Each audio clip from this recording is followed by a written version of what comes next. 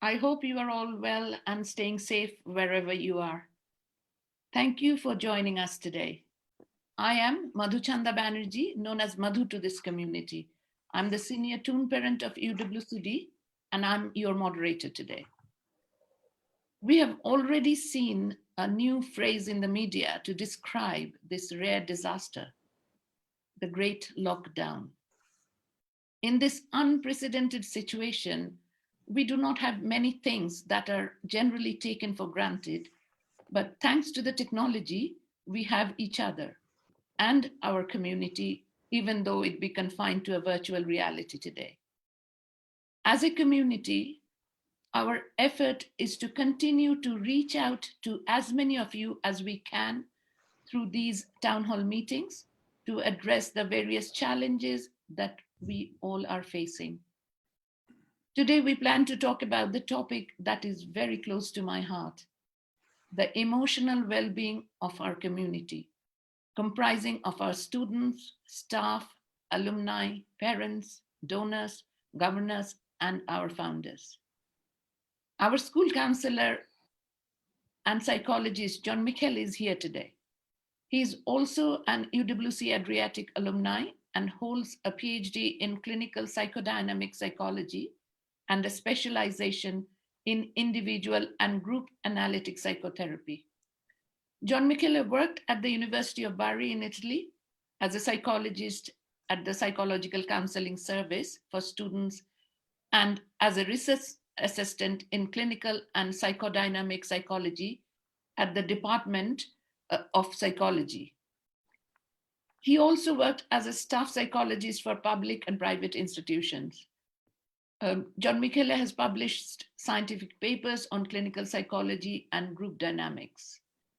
Today, he will cover three important issues: life and emotions at the time of uncertainty, students' fears and anxiety and how we can help, online counseling, experience and challenges.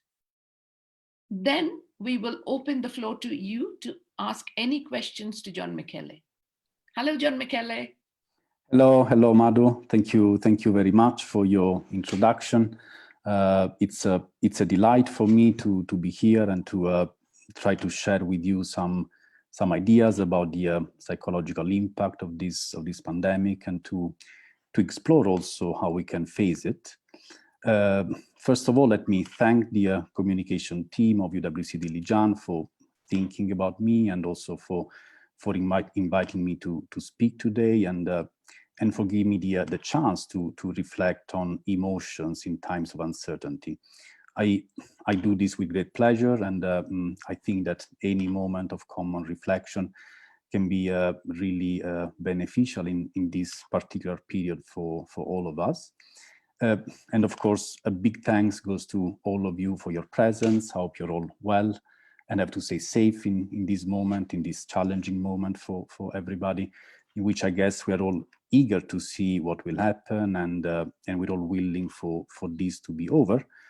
I'm sure that we are trying to give a meaning to understand what is happening to us, to our lives, to our emotions. And before starting our conversation, because as you know, this is supposed to be a question and answer session, I would like to develop some ideas about this pandemic, how this has changed our life, what emotional effects this is having, and what we can learn.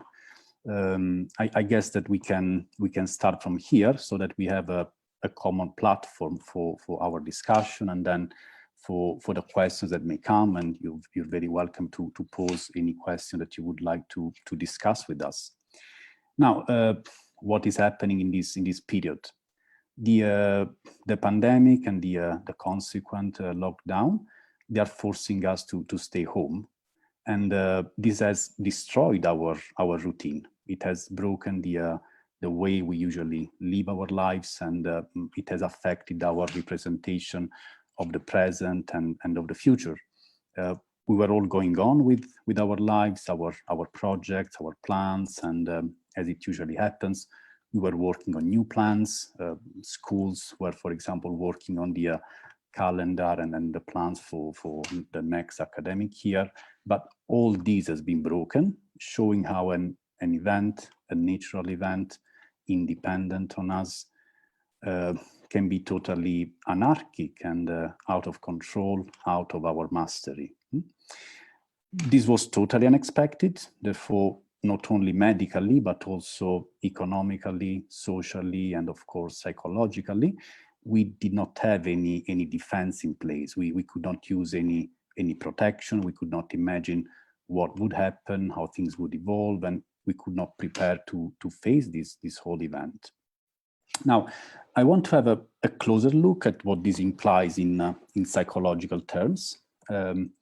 If this event has been unexpected, if it has destroyed our routine, then in order to understand the psychological effects of this, I think it's important to reflect on what kind of routine has been broken, what kind of regularities have been hindered. And now, of course, I will have to make some generalizations here, and then maybe we can try to take care of them later and make proper adjustments. And I also think that we have to try to be honest and uncover our contradictions, the ambivalence that colors our lifestyle. And I guess that from this point of view, we all have a very important ethical and social responsibility as psychologists, psychiatrists, clinicians, educators, in trying to help the world to make sense of what is happening and also explore proper and effective strategies to move on. Now, I think that in many contexts and in many cultures, our lifestyle, I want to use two adjectives coming from psychopathology here, bearing in mind what psychoanalysis teaches, that we can use actually psychopathology to understand better our everyday life. And from this point of view, I would say that in many cultures and in many contexts, our lifestyle is mainly hypomanic and bulimic. What do I mean by this?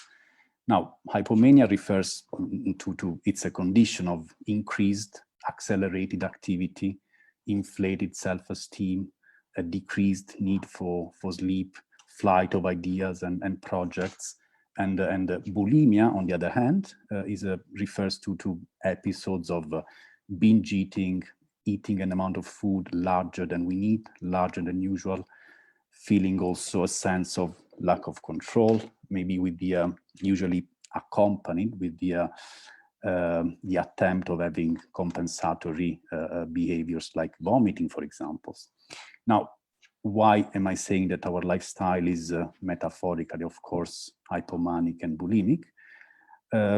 Because I guess that we spend our life investing a lot on doing instead of being. We invest on activities, on quantity more than quality, on having many things to do, doing as much as possible, trying to have more, to take more, working and trying to get the best results, the best grades, maybe the maximum with the minimum, and doing as many sports as possible, acquiring skills, and thinking that maybe resting is for weak people, sleep is not necessary. This is like a mantra in my perception that we are used to listen to and to try to put in practice. Of course, there's nothing wrong with doing, but my impression is that many times we are not guided by our own desires and needs, but more by models coming from outside, models of success that probably do not really belong to ourselves. Like if we are moved by the need to compensate for something that is missing in our life. And we know from clinical practice that hypomania is the other side of depression, is a way to fill the gaps of our depressive aspects, not to get in touch with them. And we know that bulimia is not the need for food, but it's the attempt to use food to try to regulate ineffectively our emotional needs, where food becomes the tool to close the holes of our emotional hunger. When we are like hungry, for example, of good enough emotions and relationships. So on one hand, we have a hypomanic lifestyle, and on the other hand, I think we all feel that this is not, or this was not sustainable. Yeah, therefore, unconsciously, I think that we all at some point wanted to stop. And I wonder how many of us have ever thought, maybe secretly, maybe during the night under the blankets, where like nobody can see us, I really want the world to stop. I would love to be on a desert island. I want this overwhelming routine to be over. And this pandemic is actually bringing some sort of pause in the world. Let's try to put these pieces together. So if we are not sure about how to feel about this pause, if we are used to have a hypomanic lifestyle, if hypomania and bulimia are defenses from underlying depressive aspects, and if the pandemic and the lockdown have interrupted this routine and lifestyle, what remains? What comes up out of this? Actually, we end up encountering a condition of disorientation, confusion, disengagement, low mood, a feeling of being lost. And I guess that this actually shows that maybe our commitment sometimes was a little bit fake, like externally driven, yeah, not really based all the time on intrinsic and authentic motivation. This is like what happens to individuals, or I guess to maybe some of us or many of us, but we can say more, like from a cultural point of view in the world of globalization. And I wonder to what extent this is true cross-culturally, but maybe we can discuss this later. But in this world, we grow up and we are brought up, we live our life thinking that we have control and mastery on things. We cultivate the idea that we can and we have to be independent, and actually this shows to be a paradox, because in a world that praises independence so much, then we observe an explosion of addictions, yeah, to alcohol, drugs, gambling, technology, shopping. We pursue the myth of absolute freedom, as if enjoyment, excitation, individual success are more important than relationships. And we promote the idea that technology can make us omnipotent, even if we discover then how dependent we are on tools, objects, and that proves to be weak at some point. Now, what is the overall psychological impact of all this? If we try to combine what happens at an individual level and what happens at a cultural level, if a hypomanic routine has been broken, if we come to know that we do not have so much control on things, and that we are not so independent as we thought, that technology is not able to solve every problem, then I guess it becomes easier, I guess, to understand what is happening and how we are feeling emotionally. And maybe we can also see why we are experiencing in this period anxiety or sometimes disorientation, disengagement, low mood, emptiness, guilt, when we feel that we are not accomplishing our plans, or that we are not living up to the standards set up by others. And this situation is uncovering also our ambivalence. On one hand, I think that we often dislike and criticize our routine, and on the other hand, when we don't have it anymore, we feel lost, like if we love our cages. Yeah, this is also uncovering the ambivalence of our encounters, for when we have, for example, maybe the possibility to go out for a walk, or in some countries to go for example to buy something. I guess that we see people that are like weird in interacting with each other. On one hand, they want to start interactions. On the other hand, it's like if they are afraid of being contaminated and infected. Yeah, and this, I mean, this is like nothing new, but it's like if many times we try to forget, to neglect all this, but this is coming out now in front of us in a much more clearer way. More specifically, we can have a look also at the world that is more interesting for us, the world of teenagers and adolescents. And I guess we have to focus on one point. The passage from childhood to adolescence is pretty clear from a psychological point of view, because children are mainly compliant with their parents or caregivers. Even the most oppositional ones, they show some degree of compliance. While adolescents, on the other hand, they are people who start to choose for themselves. Yeah, it's like you want to go right, I want to go left. You like red, I like blue. And this has an important implication.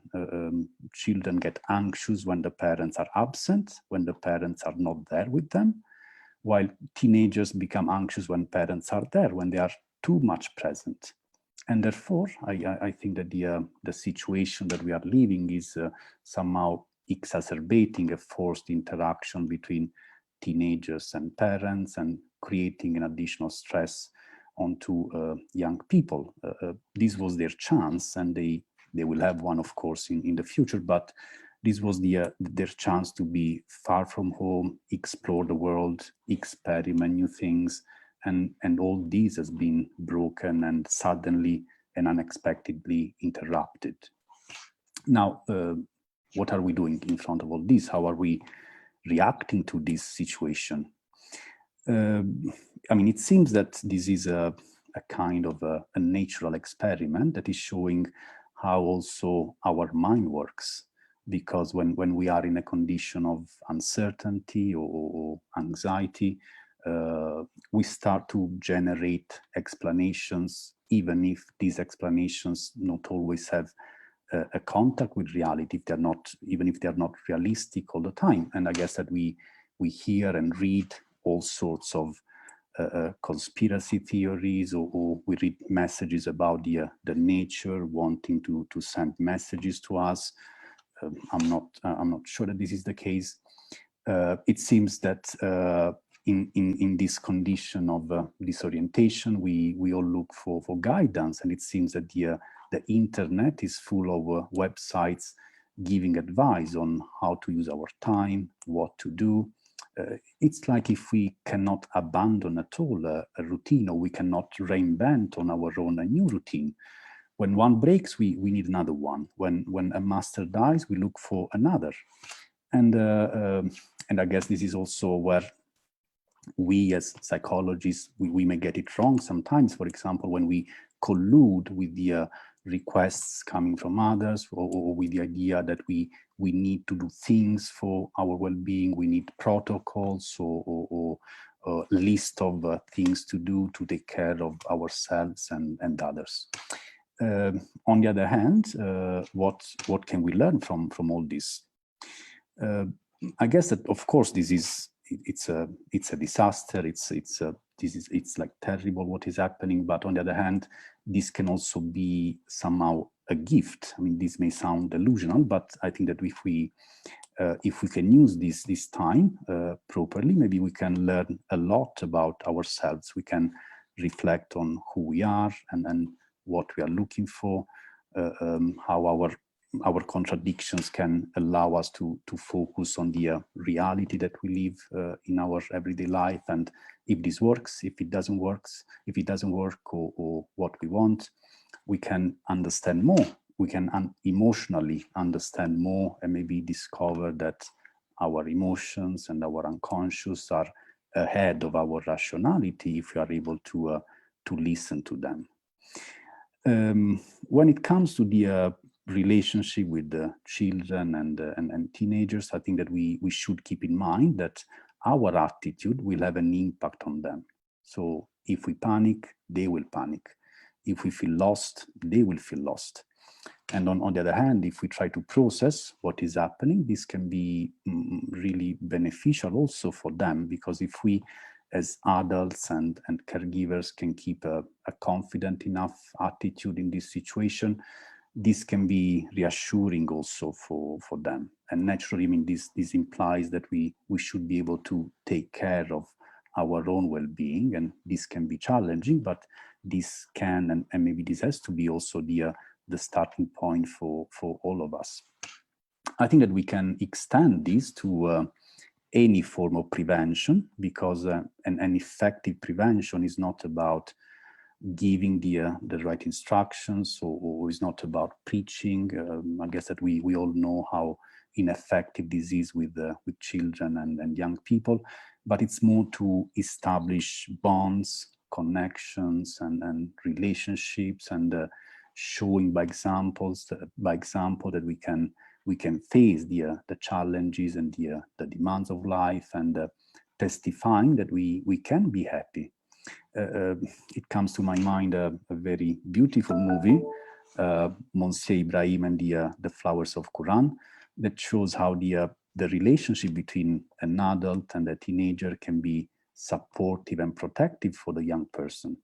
In the movie, a Jewish teen coming from a very complicated family becomes friend with an adult, a Muslim grocer. The teen goes through a lot. His mother has abandoned the house, and his father is depressed, and he eventually commits suicide. The teen, he visits the grocery stores, stealing sometimes also some of the things that he finds there. The grocer, he notices this, but he starts a dialogue with him. He does not apply the principle, first you prove to me that I can trust you, and then I will trust you. But I guess he applies the opposite logic. I trust you, and then you will be able to prove to me how good you are. I think that this is like a very beautiful image of what support and prevention can look like, and that is an idea that can actually inspire and guide us in the relationship with the teenagers and young people, also, or especially in difficult periods like the one that we are actually living. I would stop here and maybe start also with the questions coming from the public. I guess that this was a general introduction to have in mind some points of discussion and some ideas that we can use for going on with our conversation. And thank you, John Michele. It's great to hear there are so many positive things we can learn from this event, and it's about us being confident and positive around our children. That's the most important thing. So of course the parents are anxious, and we understand that. So the questions I will take first from the parents. This is coming from a parent who's asking that young people are thinking about their future. Yeah, they're at a juncture when they're going to go to the universities, and in such uncertain times, whatever we say to them, it sounds very weak. So, and we are thinking only of short-term goals, but how do we help these young people think about a future?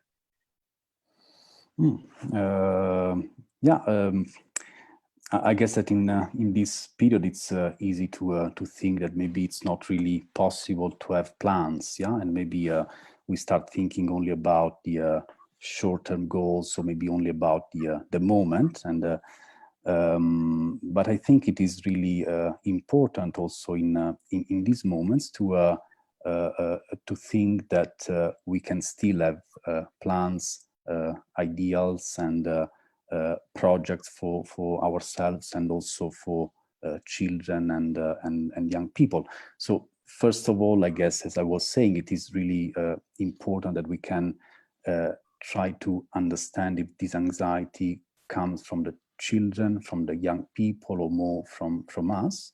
Because if we manage to have a confident enough attitude, I think that this can help a lot, not only ourselves, but this will become automatically a good example also for the children and for the teenagers. There are now two books coming to my mind in this moment about the topic of this question.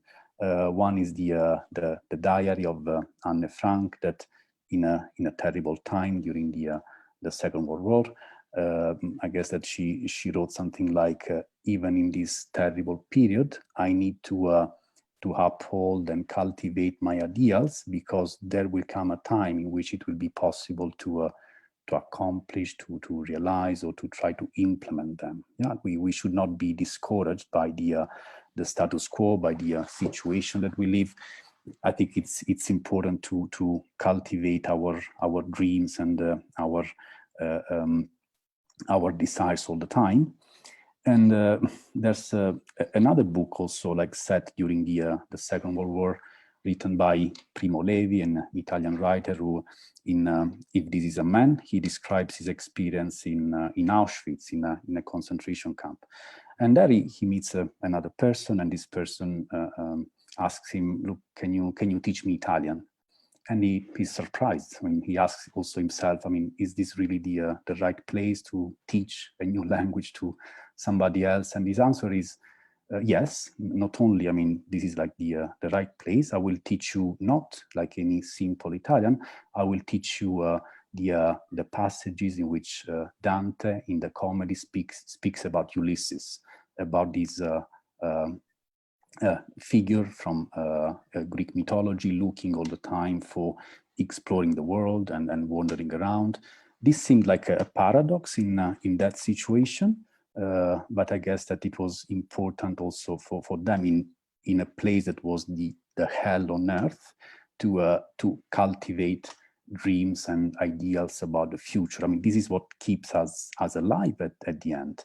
It's like if in times of war, for example, people it happens that, for example, people hide treasures. Why do they do this?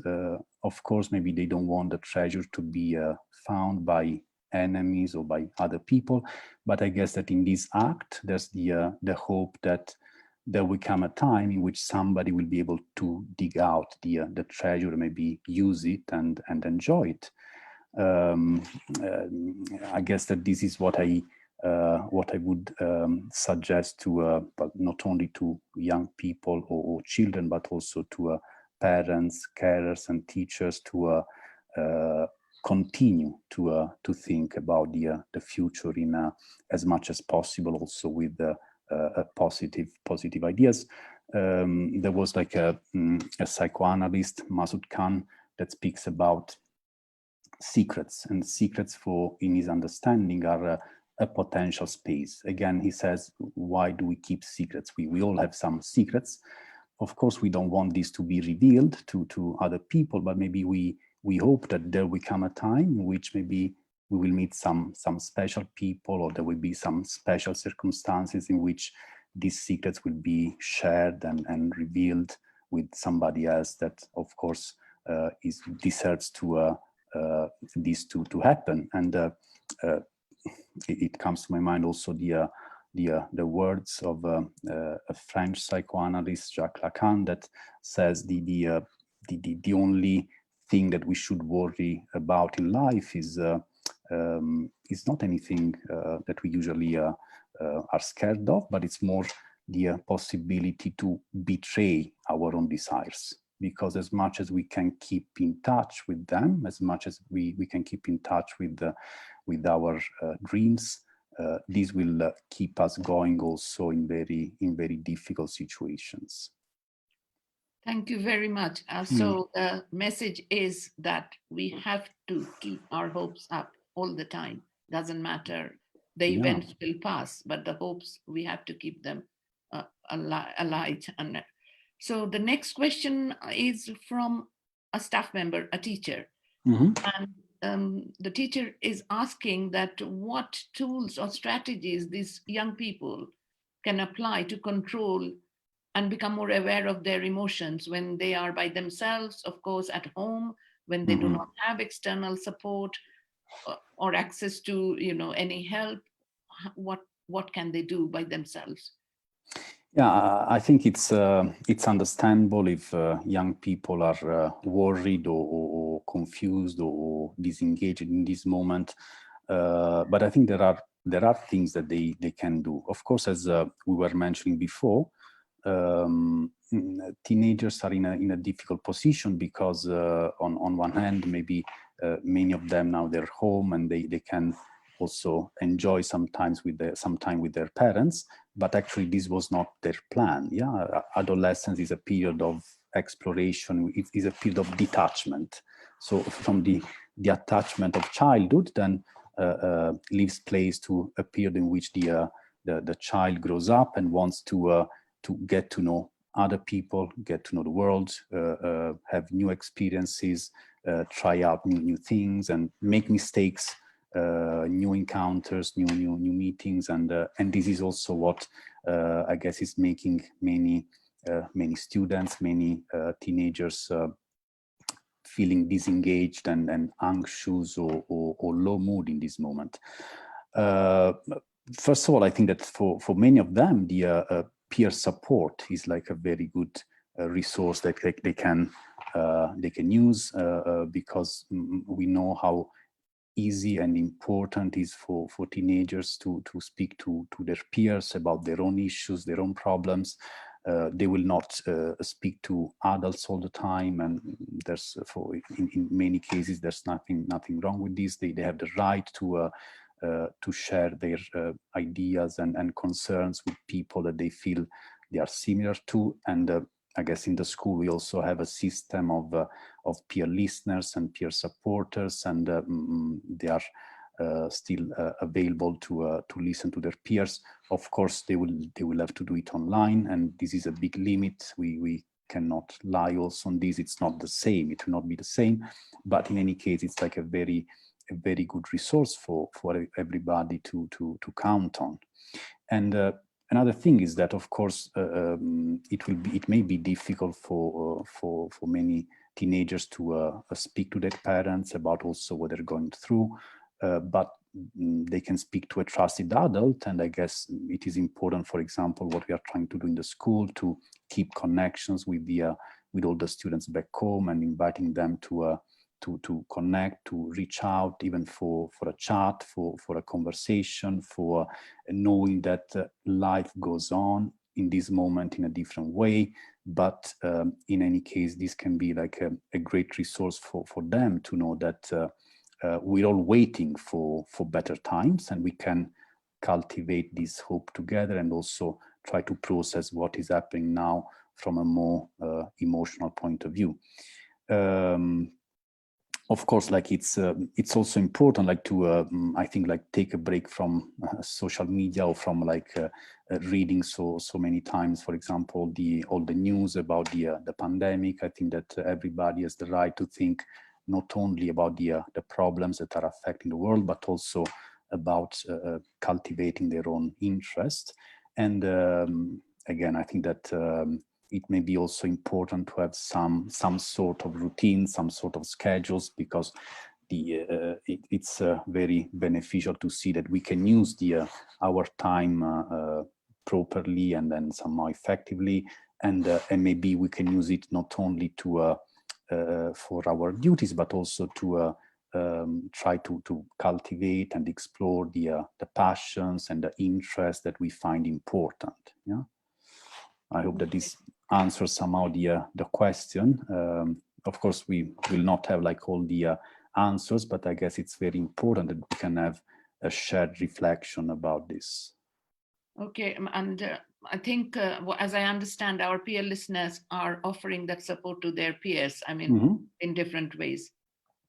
Yeah, okay, so this is also from another parent, and I think this is kind of looking at the future.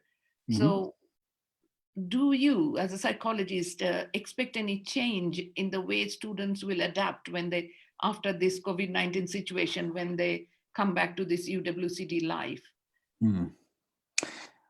Well, yeah, this is like, it's difficult to make predictions and to answer.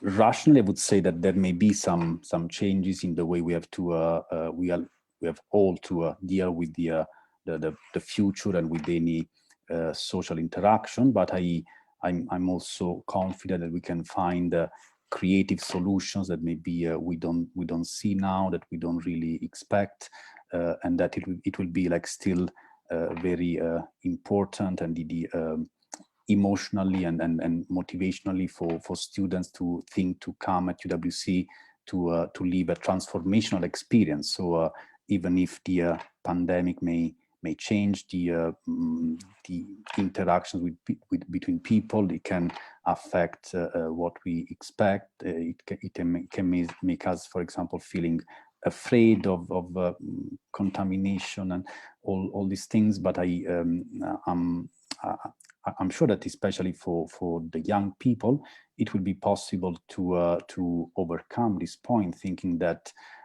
connections, bondings are more important than the risks of relationships. I think that in this case, I mean, the question is very beautiful and also very important, but we are not speaking only about physical risks or risks of infection or measures to prevent the infection. I think that we unconsciously we project also our fears and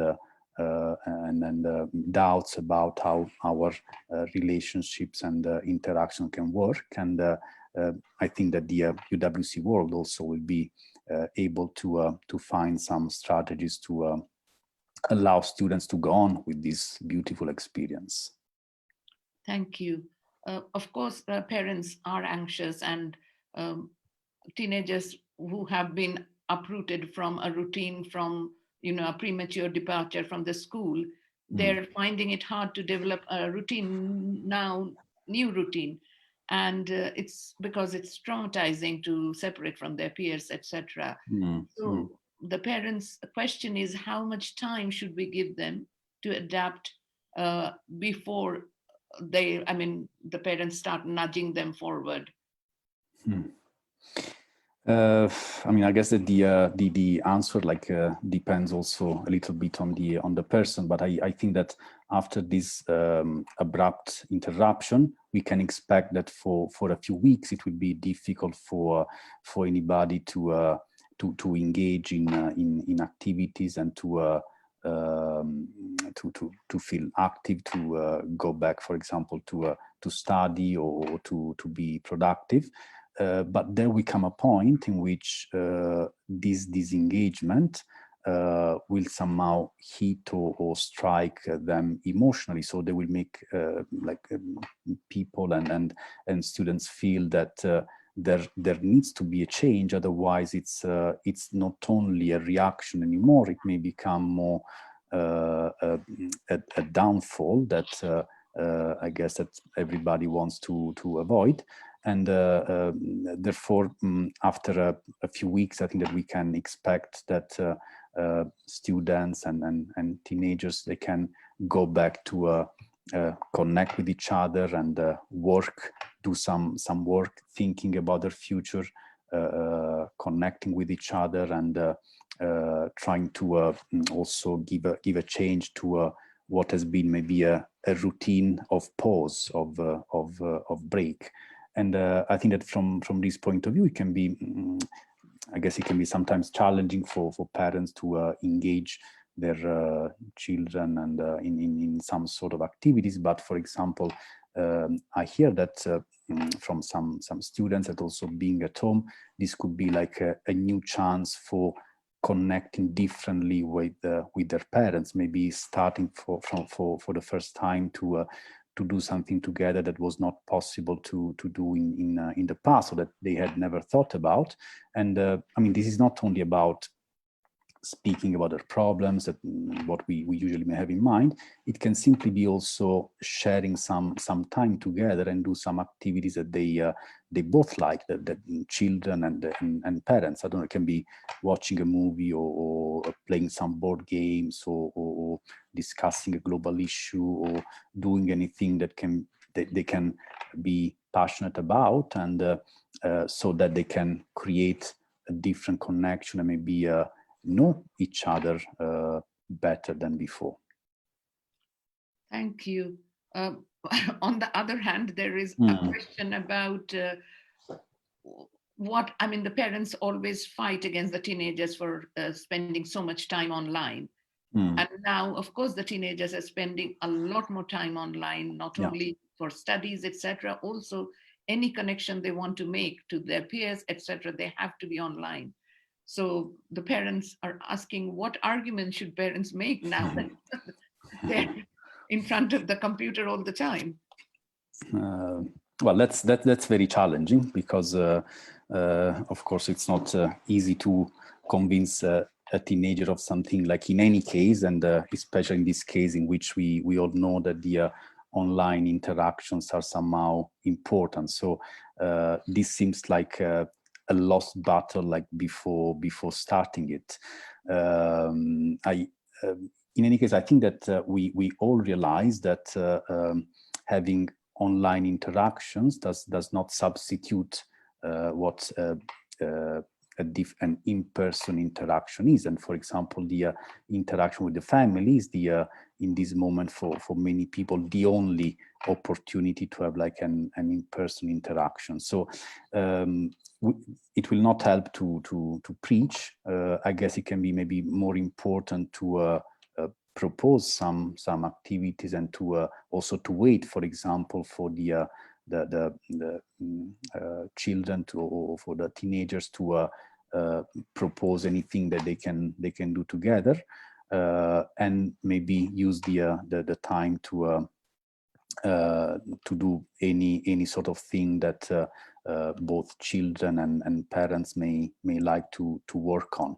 But I think that I also don't have, for example, like in this case, an appropriate answer.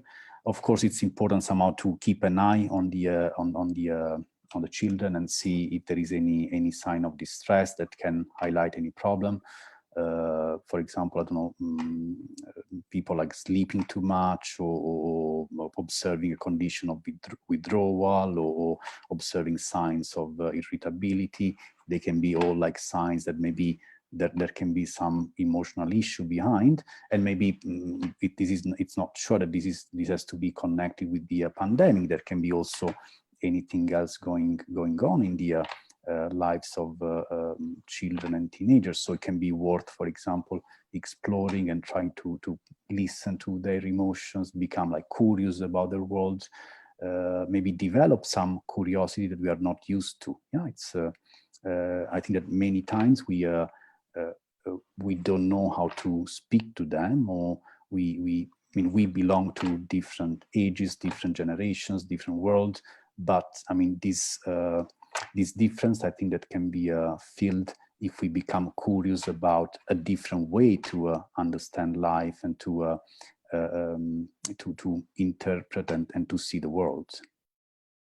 Okay, thank you. And I think also, I think the teachers even can pick up these when they're teaching online, the signs that you said, irritability, etc., probably, and can inform the parents if they see some signs, isn't it? Yeah. Sure. Yeah. That's. I mean, of course, we don't need to medicalize too much our attitude. We don't need to make diagnoses all the time. But I think it's more playing with presence and absence that can help, because if we are too much present in the lives of teenagers, maybe they will react by feeling oppressed. If we are like too much absent, they may feel this absence. It's more important to be to have a fluctuating presence in their life, and try to find some connections, some topics that maybe we can discuss with them, develop curiosity towards their world, and this can bring up some new connection, and maybe also change our bonds with them. Thank you. This question is actually about you suggesting some international network of women peace builders or something, because they're looking for psychologists and who can provide counseling to people living in conflict zones, and so asking if you are aware of any international network of women peace builders or psychologists who can support these people in conflict zones. So psychologists who are available to support online. Yeah, I think so. People or women coming from war zones or Yes. from conflict areas. Yes. I'm not aware at the moment of any, but for example, I mean, we can get back to the person disposing this question, and if I have any information, I can also reach out to an international network of colleagues to see if there is any organization or any association of psychologists that can provide the right support to these people. Thank you. And the same theme is coming up from parents, which I think we all can connect with, is that motivation. The young people feeling motivated, it's a problem. So doesn't want to do anything. And it is a common thing today. And how should the parents react? When should they start worrying about possible depression, or when it is they can leave them and say, no, this is normal in this situation? No. I mean, I think it's as we were saying, it's I guess totally understandable that they may feel disengaged or sad, and I mean this can actually go on for a few weeks. But I guess that, for example, if this is a persistent behavior, if we see that after a few weeks, for example, a student, a teenager is like withdrawing more, or is sleeping too much, or is not connecting with other people, I guess that this could be a sign for which we can be we can try to intervene, and also the parents, for example, they can get in touch with the school, or they can invite their children to get in touch with friends, with teachers. Any of these conditions, I think it's something that we have to keep an eye on, understanding that this is actually a difficult time also for teenagers, but of course this difficulty doesn't have and doesn't need to become something more worrying. Yeah, it doesn't mean that since we cannot go out, or we cannot have the life that we had before, then we have to leave our projects, our plans, and everything else. It's much more important to understand how we can use this time with ourselves, and also with others, or how we can cultivate our desires or our interests. Now there comes to my mind what Winnicott, he was a pediatrician and a psychoanalyst. He spoke about the capacity to be alone as a milestone of the emotional development, as like a key component to learn to live our life creatively and build also effective relationships. I think that many times this is what we all do not learn, because we are bombarded by stimuli, by connections, by interactions. But if we're actually able sometimes to be alone, then we will be able also to build effective interactions and relationships that can work well enough, and that maybe do not really end in condition of affective dependency or emotional addiction, or on the other hand, on total isolation. So I think this is a challenge. I think that many teenagers and many students, they would say, yeah, it's so nice to be connected, but I also need some privacy. I also need some time for myself. And I think this could be also some time to experiment this, to see that we can use some time alone to work on some ideas, on some personal projects, on writing something, or whatever is actually interesting or important for ourselves. Thank you. Of course, this is coming from a student who's saying that it makes me stressed the most because no one knows what will follow, when will this pandemic be over, and my parents are more stressed than me. Generally, the comforters who comfort us and give us care, they're more stressed than us. So where is my comfort or support in this is this can be the case, because we're all going through a condition of uncertainty and distress, and I think it's understandable if also the parents, they don't have answers all the time, or if they cannot be emotionally available to process what is happening together with their children. But again, I think I would go back to the idea that any student, any teenager, any child, they should not feel alone, and they should think that there are all the time networks that they can count on. For example, there is a group of peer supporters, of peer listeners in the school, if they're one of our students, or in any case, like reaching out to peers can be a very important resource, even to share these negative emotions. Yeah, it's this happens to everybody. We don't reach out to peers to have answers all the time, but sometimes it can be important, the experience of the emotional sharing. I'm feeling this way.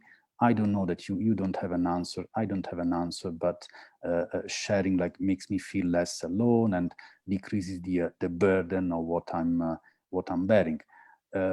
Apart from the parents, I think that everybody should know that there are some trusted adults for everybody. And I think like for teenagers, this can be really, really important, because I think it happened to all of us when we were teenagers. It happens today to our teenagers.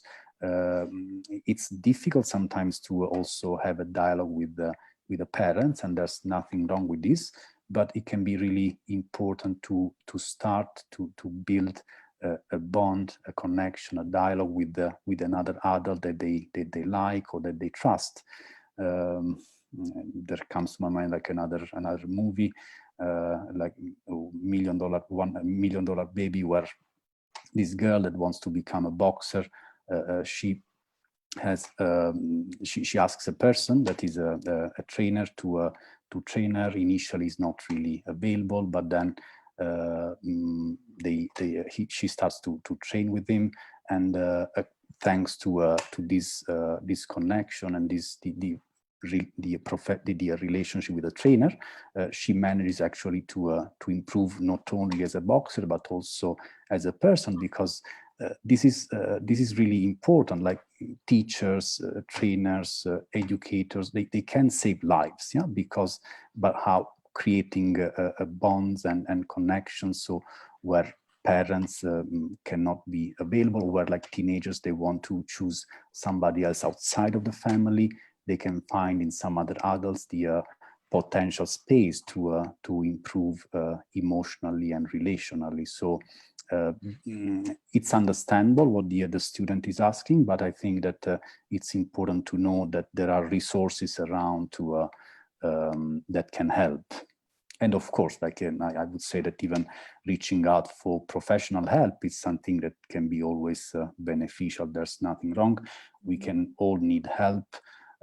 It can be really useful to reach out and ask for a conversation with the psychologist, with the clinician, and try to share what's going on in this moment of one's life.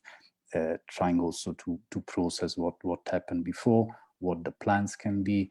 I think this could be also like a very important chance to work on all these things that maybe like some people didn't have the chance to do before. Yeah, I mean, this is let's say a break from the routine, in which maybe we can start to think about ourselves in a different way, and we can also maybe try out things that we didn't do before. For example, also like it could be speaking to a professional.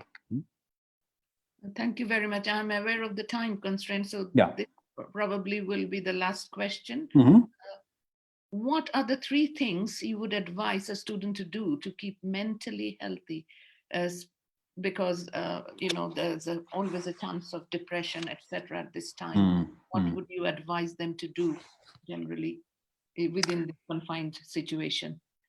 Yeah, I would go back to some of the points that we have tried to highlight and to cover, and maybe now to put some pieces together to answer this question. First of all, I think it's totally understandable to feel worried in this moment. So anybody who is looking for advice for keeping mentally healthy should not think that they are alone. This is a common challenge for everybody, especially for teenagers, for the reasons that we were trying to discuss.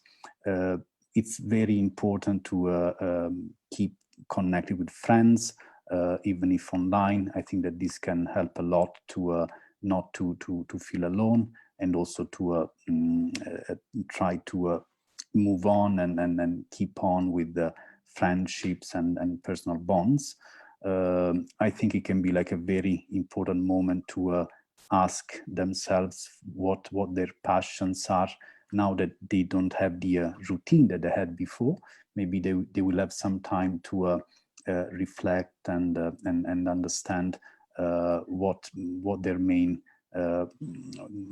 interests are, and maybe spend some time to cultivate them. I understand that this can be difficult alone, but for example, this could be like a good chance to do this together with somebody else. You know, if there's something that I like, okay, maybe I can reach out to some friends that may be interested in studying, for example, the same topic. Could be computer programming or physics or any astronomy, politics, anything, and maybe having like some common discussions about the topics that I like. Or I can also reach out to others that can mentor me. I think that like many teachers and adults would be very happy to have conversations that are like outside of the usual syllabus of the subject that they teach, and maybe try to develop some other ideas with the students that if they have any particular interest, or if there's anything that they any topic that they want to investigate, or anything that they want to cultivate independently. I think that this is like the main thing that we can all keep in mind.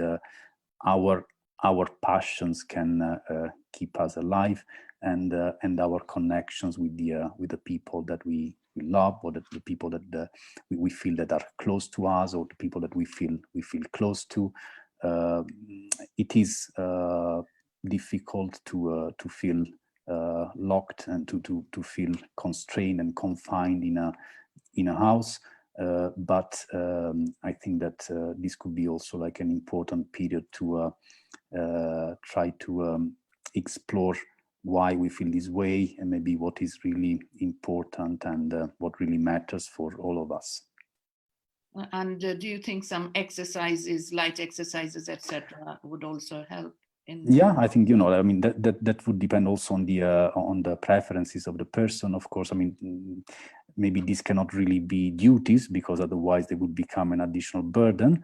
But if somebody likes to exercise, or it can be important, yeah, to follow like many other, for example, advice that any also medical doctor would give about keeping like healthy, eating healthy, or getting some good sleep.